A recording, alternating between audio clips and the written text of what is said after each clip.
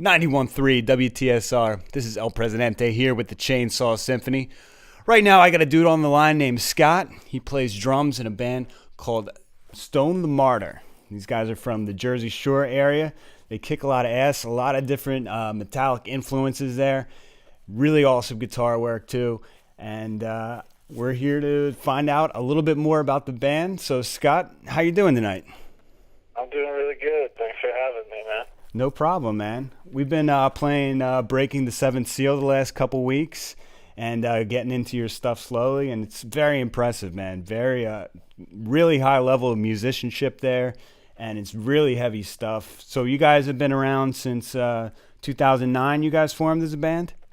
Yeah, about there, yeah. All right, and you guys go to school together, you know each other growing up. How'd that come about? Oddly enough, we sort of hooked up on Craigslist.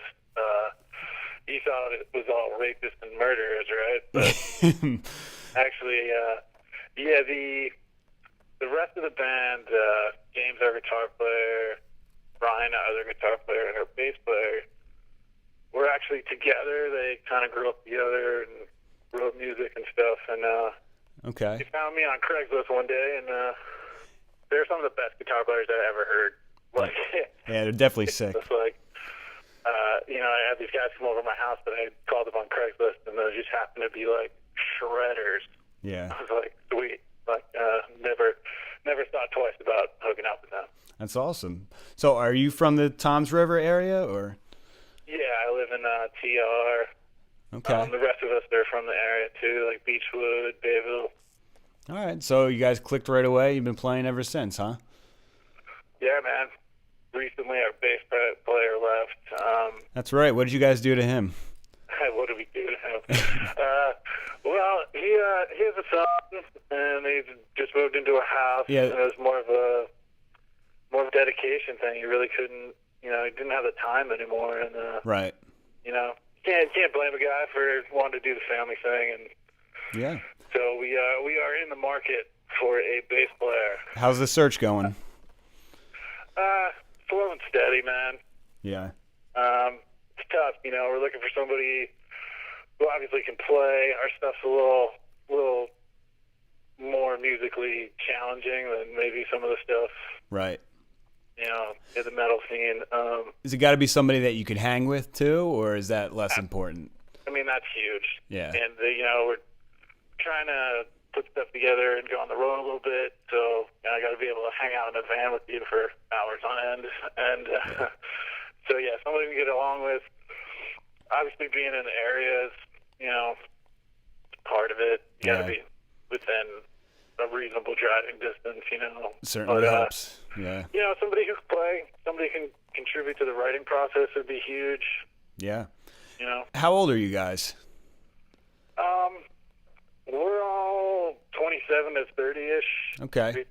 32. Our one guitar player that we got after Brian left was a maniac. He just turned 21, so oh wow, the youngin' in the group. But the rest of us are a little older. Yeah. So he's making all the rookie mistakes, and you guys are just drawing dicks on his face when he falls asleep. These girls he brings around, and you're just like, oh my God, what it was like to be 21. Yeah, just oblivious. It's a good time, though. You guys are hoping to make this a full-time thing one day where you could, spend a couple months on the road and put out records and things like that, right? That's the goal, man. Yeah. I mean, honestly, if we could ever tour the U.S., I'd die happy, man. Yeah. That's the key right there.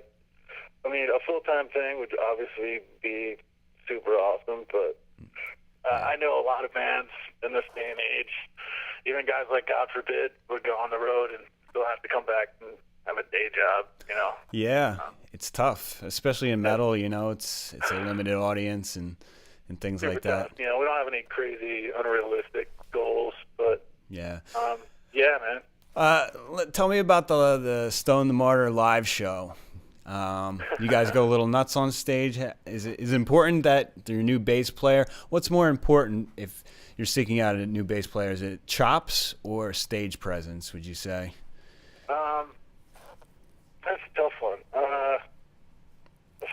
and half. I would. Of course. Obviously, that's a lame answer, but yeah, man. I guess if you have to be able to get through the music, right? So, like, I know bass is like a overlooked instrument, but yeah, definitely. If he's gonna stand there in one spot and not do anything, I'm gonna get pissed. But Right. if he can't play the music, then he's not even gonna make it to the stage, right? So Right. I would go with Chop, but like I said, if he's not having a good time, that's key for me. Like, not so much that he goes crazy and tries to kill everybody in the front row or spits blood, but like, if he's having a good time, I think it translates. So that's what I'm looking for. Somebody that can play that's gonna be into it, and Yeah. you know. Yeah, I think that's a little more important. Just a little more important. Like you said, you got to hit all the notes and everything. Can't be messing up. But so, do you still get nervous when you play live shows at all? How do you deal with the anxiety if you do? Not much anymore. No. I've been doing this for a while, so it doesn't really affect us. I just try and. How old were you when you started playing drums? I was in high school, so I guess it was like 16. Okay. But yeah, like, I'm more nervous talking to you right now. You know? Hey, man. It's basically just trying not to have too many beers. You know, because some nights, go on till, 12:30, 1 o'clock. And it's like, okay, try and hang out at the club and watch all these cool bands and Right. don't have more than 2 beers. Like, it's rough sometimes. Yeah. But, when you get too wasted, Yeah, it's just sloppy and that's just no fun for anybody. Yeah, just a couple shots to take the edge off or something. Then after the show, do you guys party together a lot, like after shows and things, or? We try to. Yeah. Sometimes the day jobs get in the way. Yeah. And that's lame. So we try not to have that effect. Try and look at it like you work all week to have this. Like, this is what you want. So you try and, like, set some time apart and, try and not worry about the hangover tomorrow. Try and, Right. this is what we live for. So, Yeah. You got any hangover cures that you know of? Take a couple aspirin before you go to bed. Aspirin before bed? And the next day, if you get your hands on some Pedialyte, mix that with some Gatorade.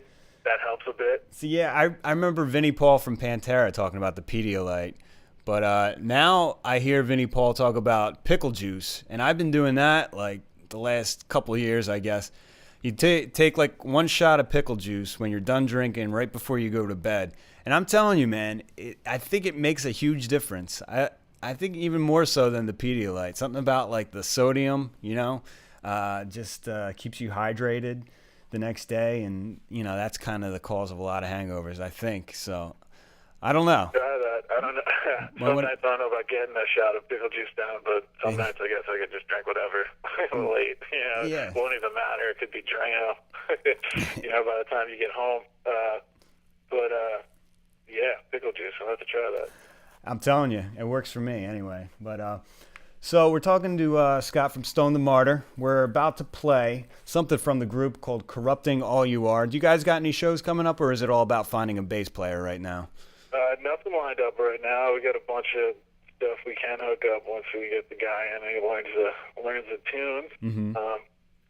We do have a song we recorded. We just wrestled it out of the hands of this place that shall remain nameless.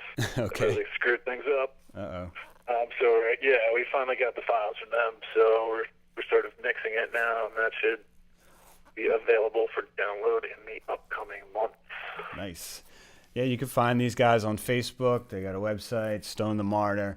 Just Google it, and you'll find all their stuff. They're on, everywhere, Twitter, and all that good stuff. So, me and my co-host tonight, every week we do like a silly top 3 theme, right? We're a heavy metal show. We like to mix it up and come up with silly playlists. And this week's theme, right, since it's the Oscars on Sunday, we're picking our top 3 metal frontmen that we think could maybe have a career as a leading man in Hollywood. Is there anybody that comes to mind that fits that criteria that you could think of that's in a cool band? Sure.